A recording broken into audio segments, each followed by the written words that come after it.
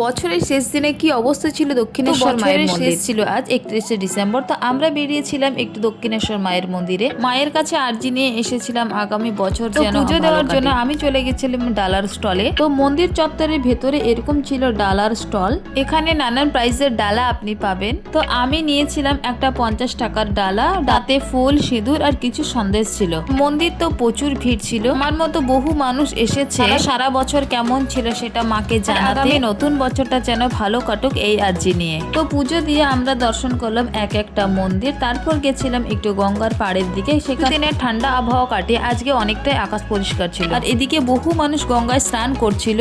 দক্ষিণেশ্বরে নাকি যদি কোনো প্রেমিক যুগল আসে তাহলে তাদের ব্রেকআপ হয়ে যায়, কথাটা কি আদেও সত্যি? না, আসলে মা আমাদের ভুল মানুষ নির্বাচনের হাত থেকে বাঁচায়। তবে আমার আর আমার বরের আলাপটা দক্ষিণেশ্বর মায়ের মন্দির থেকে শুরু হয়েছিল। এদিকে আমার পার্সোনাল র্যাপিডো দাঁড়িয়েছিল। ফাইনালি পুজো দিয়ে আমরা চললাম বাড়ির দিকে। 2 বছরের শেষ দিন নয়, আমার ভবঘুরে মন আর ভবঘুরে মনটা সাথ দেওয়ার এই মানুষটা যদি থাকে তাহলে আর চিন্তা কি। আজকের মতো ভিডিওটা এই পর্যন্ত, আর সকলকে জানাই হ্যাপি নিউ ইয়ার।